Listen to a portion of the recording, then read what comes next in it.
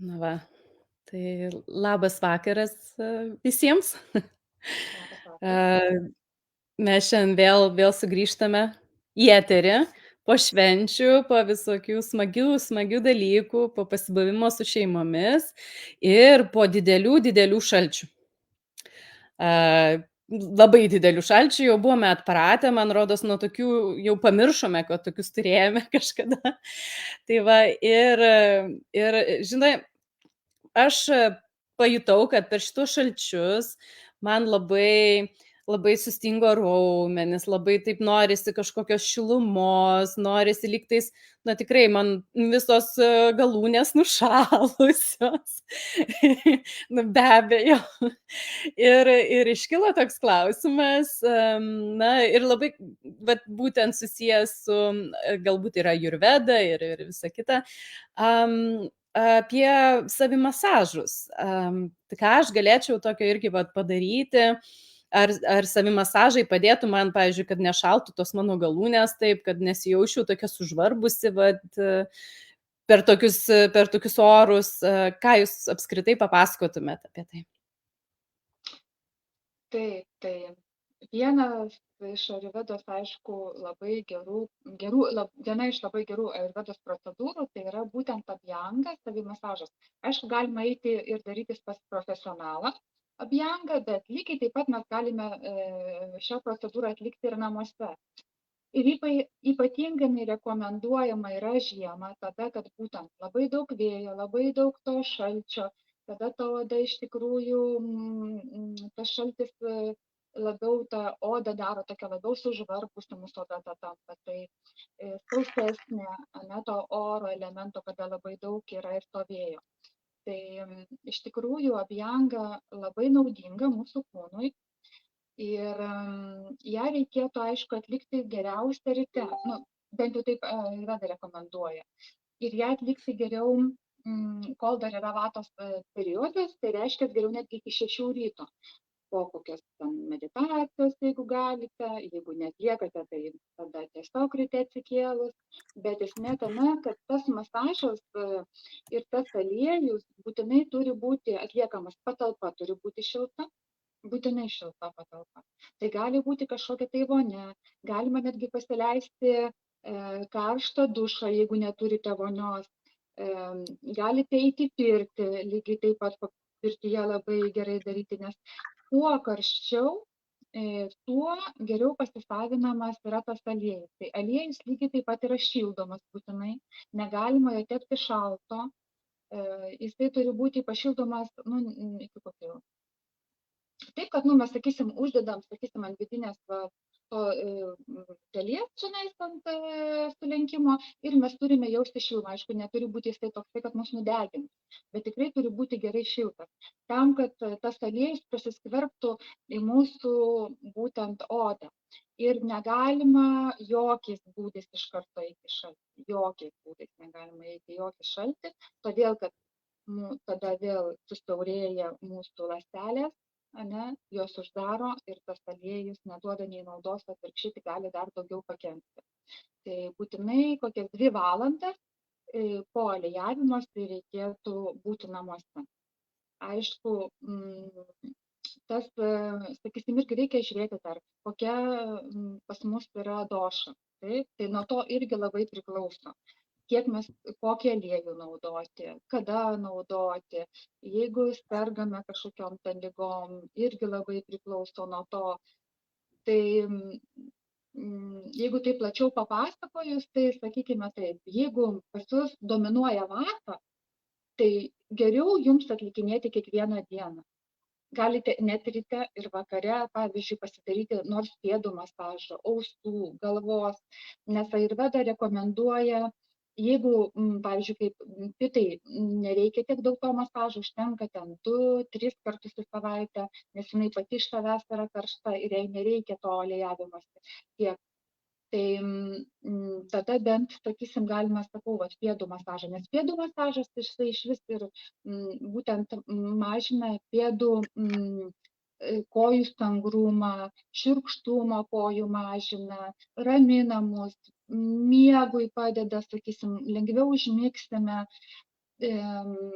Tai būtent, sakykime taip, o jeigu imti kaktai, tai jai net užtenka 1-2 kartų į savaitę, nes jai tikrai nereikia daug. O jeigu perteklius kažkoks tai yra kaktos, jeigu tikrai jinai perteklinė, disbalansas kaktos, tai išvis nerekomenduojama atlikti būtent abjangos masažą.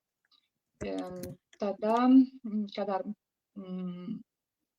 jeigu, pavyzdžiui, atliekant patį abjangos masažą, ne, irgi labai svarbu, nuo ko mes pradedam. Tai reikėtų pirmą pradėti, aišku, nuo galvos. Jeigu, aišku, nenorim tų plaukų kartais ir galvos masažuoti, nu, tai perkelkim tai dienai, kada galime. Nors galvos masažas ypatingai labai geras yra, nes tai yra skatina plaukų, kad jie užaugtų ilgesni, kad būtų tvirtesni, kad tie plaukai būtų labiau blizgantis, tamsesni būtų. Jūs pasižiūrėkite, Indijoje beveik visi labai dažnai tepasi iš tikrųjų būtent galvos odą aliejais ir jie beveik visi tamsūs yra. Nu, gal, aišku, dar ir prigimtis prisideda, bet vis tiek tai iš tikrųjų padeda. Mano močiutė lygiai taip pat, aš prisimenu, kad aš, kai buvau maža, matydavau, kaip jinai, aišku, ne su aliejum, bet jinai su gy sviestu visą laiką imdavo ilgus savo plaukus ir juos tepdavo, ir jos plaukai buvo tamsūs. Iš tikrųjų, tai labai padeda. Atpalaiduoja lygiai taip pat galvos masažas, būtent galvos tos kaklo raumenys atpalaiduoja. Taip pat, pavyzdžiui, peršalimo takam visiems irgi labai gerai padeda. Jeigu mes įsilašiname dar, jeigu galime po porą lašų jaustis į nosį, pamasažuojame, veido masažą darome. Tai lygiai taip pat mažina raukšles. Toliau jau einame prie kūno, ne, ir jau tada mums reikia teptis pagal plauką, ne, bet tokiais stipresniais judesiais į apačią, kad tikrai pajustume, kad tas kūnas sušiltų. Būtent, jau kur yra sąnariai, tai reikia sukamaisiais lengvais judesiais, taip? Taip, tai aš turiu klausimą, o ar ant sauso kūno birutę reikia tepti, ar ant nusiprausus po dušu dar šlapio to kūno? Ant sauso. Aha, Jeigu, gerai. dėl to, kad jeigu mes norime su kažkokiais priemonėm prausimuose prausti, tada geriau prieš tai nusiprausiam, nusisausiname pilnai ir tada tepam. Nes po masažo nerekomenduojama praustis jokiais muilais, jokiais šampūnais, nieko. Tai tada geriau prieš. Bet aš taip pat šiaip ir net nerekomenduojama dažnai su tokiais šampūnais praustis mūsų kūną, nes mes iš tikrųjų nuvalome per riebalinį sluoksnį. Tai, sakysim, aš net nerekomenduoju, užtenka to karšto vandens, kuris mus nuplauna iš tikrųjų, nebent, sakau, ten pažastis, visas kitas vietas, tai taip. Bet šiaip tai net nerekomenduojama kiekvieną dieną plauti kūną būtent su šampūnais, nes mes tikrai netenkam to riebalinio sluoksnio ir paskui mes džiūstam, tikrai labai blogai jaučiame. Tai toliau tęsiant, tai sąnarius reikia sukamaisiais judesiais, tokiais tepti. Pilvą reikia būtent jau tokiais pilnais judesiais, kokiu 20 kartų patepti pagal laikrodžio rodyklę, įmasažuoti, bambą truputį irgi pamasažuoti, nu ir tada jau einam prie kojų. Ir tada jau kojas irgi stipriai masažuojam. Net raštus rašo, kad jeigu 40 dienų mes teptume kojas labai stipriai, ne, masažuotume, tai lygiai taip sumažėja netgi apimtis. Tai pavyzdžiui, jeigu žmogus yra truputį nepatinka, kaip moterim dažnai savo apimtis, tai irgi labai gerai, nes jūs tikrai sumažinsit kažkiek. Nu ir paskui į blauzdas ir jau tada kiekvieną pirščiuką irgi reikia išmasažuoti ir kojos lygiai taip pat. Tai tada reikėtų pabūti kokį maksimum pusę valandos, nereikia ilgiau būti, nes sakoma, kad taip, jeigu mes ilgiau būsime kaip 30 minučių, tai tą, ką mes norime, kaip sakant, išvalyti iš savo kūno, tai tada vėl atgal gali grįžti. Tai ilgiau nereikia jokių 30 minučių būti. Jeigu galite pasimankštinti tam, kad sušilti, nes labai svarbu irgi, sakau, kad būtų ta šiluma. Tai jeigu mankštinatės, tai ypatingai labai gerai, jeigu ne, tai bent jau, sakau, vis tiek likti kažkur šiltoj patalpoj, kad tik tai neišeiti, kur visur šalta. Tai va, o paskui jau einame į karštą dušą. Jeigu duše, jeigu turime vonią, galime pagulėti kokias 5 minutės vonioje, kad irgi galima dar kokio eterinio aliejaus įsilašinti truputį, bet aišku, netiesiai į vandenį, reikia kad visą laiką su druska ar ten į aliejų kažkokį tai.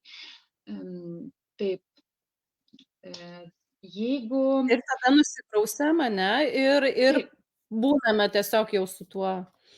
tai jisai nusiplauna, Tokiu kiek jo lieka, ne tiek jau pasakyčiau, kad daug, nes aš pati kai aliejūoju, jis tikrai nuo karšto vandens jis gerai nusiplauna, kaip, sakysim, lieka tiek, kiek jie turi likti ant kūno. Va. Ir tada tiesiog nusisausiname. Jau tada rengiamės, bet aš kaip ir sakiau, 2 valandas į lauką neišeiname. Tam, kad nepakenktume savo. Aišku, yra kontraindikacijos, kurias nerekomenduojama tada atlikti masažą. Tai reiškia, jeigu aukšta temperatūra, jeigu nėštumas yra, menstruacijos, va kaip ir sakiau, kapos disbalansas, amos, kada per daug, antro tipo diabetas, irgi nerekomenduojama atlikinėti. Jeigu kažkokios odos problemos, egzema kokia nors, ar ten grybelis koks nors, tai lygiai taip pat nerekomenduojama atlikinėti masažą. O tai aš esu girdėjus taip pat, kad ir toksinus išvalo, taip? Supratau. Taip, nes mes, kai aliejūojamės, visas aliejus kaip ir sueina pas mus į žarnyną ir su žarnynu pasišalina visi toksinai. O krūtinės dalį reikia irgi tepti aliejumi ar ne? Krūtinės dalį reikia labai atsargiai. Labai švelniai ir labai atsargiai patepti, tikrai nereikia jos jokiais būdais trinti. Nereikia ten taip, ane? Ne, tikrai. Ir kaip Tiesiog supratau, labai atsargiai, tiesiog tik tai labai švelniai. ir kaip supratau, kad judesiai turi būti palei plauką, taip? Palei plauką, būtinai. Taip, iš Palei viršaus į plauką. apačią ir palei plauką. Ne taip va, o taip Ne, va. jokiais būdais nereikia. Tiesiog turi būti va taip stipresni, tokie stiprus judesiai, tam, kad ir sušiltume ir pajaustume jėgą. Tai jo, net kada va, nusilpę esame, tai irgi negalima, dėl to, kad mums turi užtekti jėgų įsimasažuoti. Jeigu, pavyzdžiui, dar koks nors pas mus viduriavimas, vėmimas buvo, tai irgi nereikia, nes jis irgi nėra gerai tuo metu atlikinėti aliejų. Bet visais kitais atvejais, va dabar ypač jeigu būna, kad oda tokia netgi, na, jinai tokia sausoka ir net nieks laukai jo šiukšti išėjus, tai tas aliejus labai padėtų masažas. Bet toks mano klausimas tada būtų, paminėjai, kad labai svarbu, kad jisai būtų šiltas, tai kiti galvoja, kad galbūt ten reikia, na, ypatingos kokios nors ten tos aliejus skirtos lempelės šildyti ar panašiai, bet aš žinau, kad vieni įdeda tą indelį į puodelį su karštu vandeniu. Aš tai netgi susigalvojau va taip padaryti. Yra kur žvakutė, uždedu ir pašildau jį. Aš taip pat irgi turiu indelį didesnį ir mažesnį indelį. Tai į tą didesnį indelį tu įpilu karšto vandens, į tą mažesnį indelį. Ir iš tikrųjų labai nedaug to aliejaus reikia. Nu, nežinau, ten gal kokių 30 gramų užtenka kūnui, kad įsitepti. Nu, tikrai nereikia ten užsialiejuoti taip, kad jums ten varvėtų, kaip sakant, nuo jūsų aliejus. Tikrai nereikia daug. Tai sako, aš irgi įpilu. Būna taip, kad vieną nupilu, nu, kad jis ilgiau būtų šiltas. Pirmą nupilu tą karštą vandenį, kai truputį sušila, ir tada antrą kartą užpilu ir jau tada einu į vonią aliejuotis. Ir irgi visą laiką vonioje aliejuojos tam, kad būtų būtent šilta, kad nebūtų ta patalpa šalta.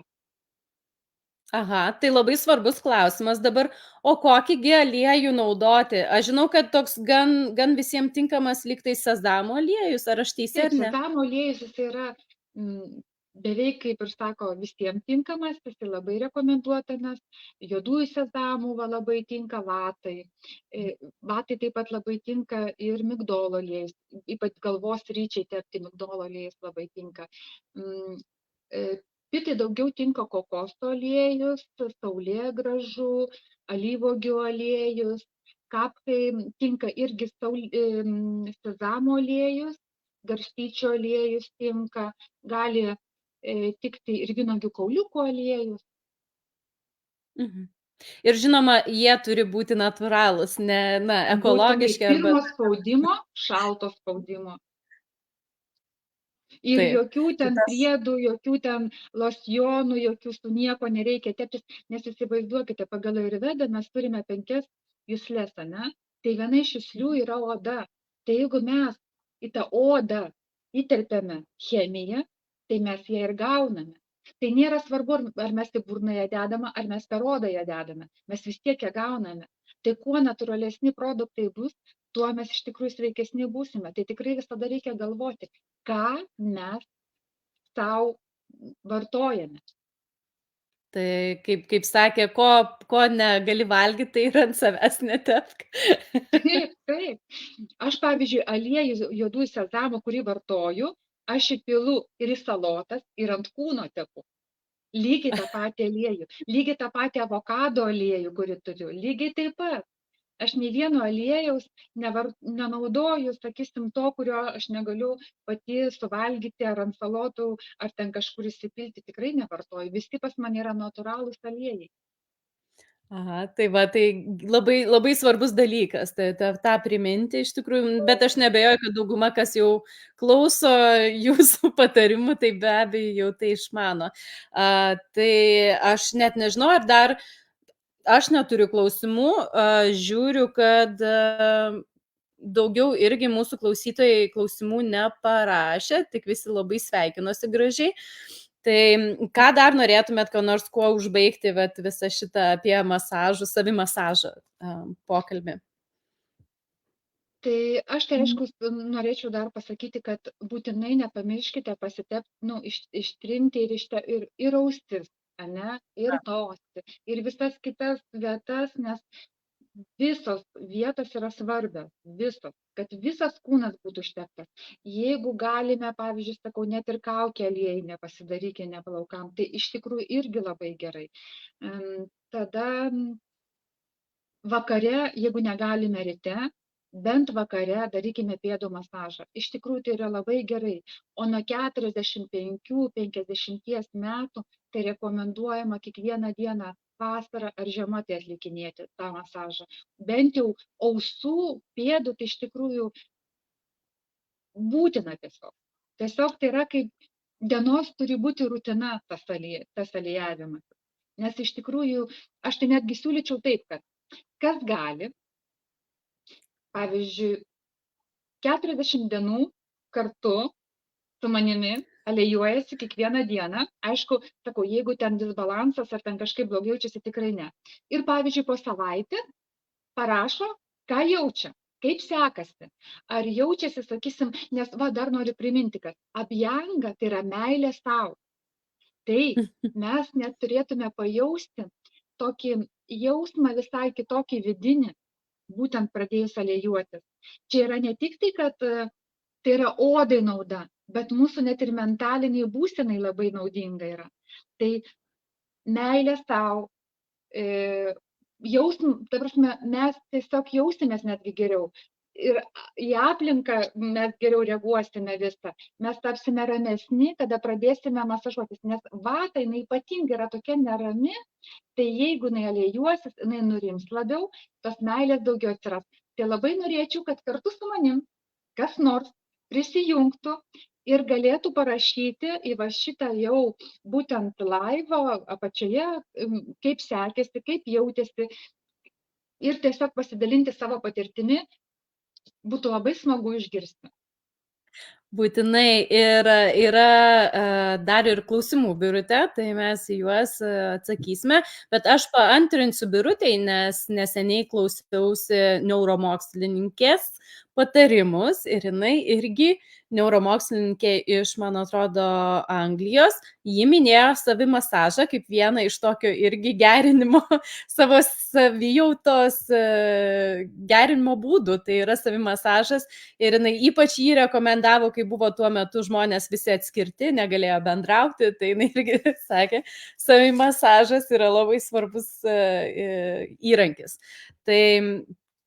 Tai tikrai nuostabus dalykas, aš prisidėsiu prie tavęs, tikrai prisijungsiu. Ir yra klausimas, kokia kaukė tinka sausiems plaukams, Vilija klausia. Sausiems plaukams labai tinka žožobos aliejus. Ypatingai labai gerai. Ypatingai, kada sausi plaukai, tai iš jos daryti kaukę. Aš pati tikrai Mhm. į savaitę vieną kartą darausi būtent su žožobos alieju tą kaukę, tam, kad nes mano plaukai irgi palyginti yra sausi, tai jie būtent labai gerai atstato būtent tos sausus plaukus. Labai gerai. Ir, vienas irgi iš klausytojų sako, kad jai sujautrėjo oda, kai jinai kasdieną tepėsi aliejų, bet jau ne vienus metus jinai tepa sezamo aliejų, šiltą, rytais ir oda pajautrėjo. Galbūt netinkamas aliejus, gal reikia pakeisti patį aliejų. Arba, sakysim, jeigu jinai ne vata yra, o pavyzdžiui pita, tai turi per daug ugnies, tai iš tikrųjų irgi nereikia, nes pagal tai, jeigu oda jautrėjo, gali būti, kad jinai pitos daug turi. Tai tada nerekomenduotina teptis kiekvieną dieną, nebūtina. Tikrai tada užtenka 3-4 kartus į savaitę, vasarą pagal pajautimą. Tai vasarą galbūt iš vis tada sumažinti arba labai mažai teptis. Nes Nes kartais gi odos gali būti problemos iš tikrųjų tai dažniausiai būna pitos problemos. Nes kartais gi gali būti, kad mes galbūt esam labiau pita, bet mūsų vata labai tuo metu sukilus ir mes atrodo, kad esam iš tikrųjų vata. Bet aš tada parekomenduosiu tiesiog tiesiogiai pasitarti su Birute ir manau, kad tada bus galima išsiaiškinti, kas tenais, ar pita, ar vata, ar kapva. Tai ir bus aišku, kodėl galbūt nuo to aliejaus jautrėjo oda. Ir be abejo, aliejus visą laiką turi būti šiltas. O aš turiu klausimą, ar aš galiu į tą aliejų įsilašinti vieną kitą lašą eterinio, tikro natūralaus gero eterinio aliejaus, ar tai Taip, nepatartina? aš irgi pati naudoju, bet tikrai labai nedaug, 1-2 lašiukai, nes Mhm. eteris Mhm. reiškia vatos būsenos, ane? Tai Mhm. užtat, jeigu vatos per daug, tai nepadauginkime eterinio aliejų, tai 1-2 lašiukai, dar pritaikykime, kuris tinka daugiau vatai, ane, kuris daugiau gal toks raminantis galėtų būti, kokia levanda gali būti, vetiveris gali būti, tokie ramesni Mhm. kažkokie, tai vanilė gali būti, vanilės eterinis, kad kvitai gali būti, pavyzdžiui, rožė gali tikti, dabar galvoju, kas dar, apelsinas gali tikti, sandalas kitai gali tikti, o kapkai, pavyzdžiui, mira gali būti, pipirmėtė, eukaliptas, nes jinai dažniausiai irgi su tais kvėpavimo takais, tai jai vat būtent tinka tokie daugiau, bet sakau, tikrai nepadauginkime, nes kapkai išvis reikia labai atsargiai su alijavimusi, jai nereikia daug, jinai pati yra sunki, tai nereikia tos pačios aliejingos, sakysim, jinai pati jos būsena aliejinga yra, tai jai nereikia labai daug to aliejaus. Tai dėkui labai iš tokį išsamų supažindinimą su savimasažu ir apie aliejus. Jeigu dar kils kažkokių klausimų, tai būtinai rašykite tiesiog komentare po šituo video ir Birutė tikrai atsakys jūsų klausimus. Ir aš turiu netgi tokį klausimą ir tokį kaip ir pasiūlymą pakalbėti apie man labai dominantį dalyką, tai yra sekančią paskaitą, galbūt sekančių pokalbio metu apie tai, kaip aš girdėjau dabar, kad aliejų galima irgi sviestą pilti ar naudoti jo šiek tiek bamboje ir kaip tai veikia mūsų organizmą. Tai gal galėsime, neužilgo ir apie tai galėtume papasakoti, nes aš išgirdau apie tai, labai susidomėjau, bet norėčiau išgirsti, daugiau. Jo, nes pavyzdžiui, kaip tu sakai apie aliejų, ne, tai galima alijuotis irgi su sviestu, bet sviestas turi tam tikrą specifinį kvapą. Tai jeigu mes dažnai alijuosimės, tai odai, žinot, vis tiek nuo sviesto turi. Tai tiesiog reikia pasižiūrėti, ar jums tinka ar netinka. Ar tas sviestas. Ir vaikščiosime, kvepėsime darbe, kaip Tokių kepti biškį kokie pieno nors. parūgusių. Tai taip irgi gera mintis, nes gali būti įdomus kvapas. Tai ačiū labai, tikrai labai, labai įdomu ir kaip sakei, galima ir vakare vis tiek pabandyti pavartoti. Jeigu, sakykime, Vakare kaip prieš miegą vyresniem, tai čia tiesiog, nesuprantat, nes jūs, kada išmasažuosite pėdas, pirmiausia, visus taškus pamasažuosite. Reiškia, nusiraminsite. Tiesiog tai yra, sakau, nors pėdas ir ausis. 2 dalykus Ir vakare tai tikrai vidausės. prašau. Jo, va būtent ausis išmasažuoti. Visas A, ausis. mhm. O Pačias ausis vat gerai su aliejum išmasažuoti. o nosį ir į vidų nosies Taip, ar aš į nosies vidų lašinu ir prieš tai mhm, truputį pašildau, ane, nu, padarau masažą tokį, kad įšildyti mhm. biškį, tada įlašinu, nu, ant vienos pusės į kitą pusę, tada vėl masažuoju, nes aš kartais lašinu tuos aliejus, o kartais aš lašinu nutailam, nes jame irgi labai daug žolelių yra. Nes jeigu, nu, čia labai plati tema, nes dar yra kitų aliejų, kurie jau ten yra papildomai, bringarajus, machanarajama, barameliai, visa kita, kurie vėl toliau, tai čia tada mes išsiplėsime labai ilgai. Tai manau, šiandienai tikrai užteks bent jau tokios informacijos. Gerai, tai kitam kartui paliekame, bet nosies vidų labai labai patarčiau irgi visiems aliejuoti, nes pati patyriau, kaip mane dirgina tie išdžiovinantis šildytuvai visur ir išsausina labai nosiaryklę ir tikrai tie aliejai labai padeda. Bent jau man asmeniškai tai labai padeda, kai aliejuoju nosies vidų. Tai ką, dėkui visiems ir siūlau nesušalti ir save mylėti. Tai būtinai save mylėti, būtina. Save mylėti. Jo. Ir, ir gražaus šilto vakaro, o aš einu aliejuotis. Gerai, sėkmės. Dėkui. Iki. Iki visiems.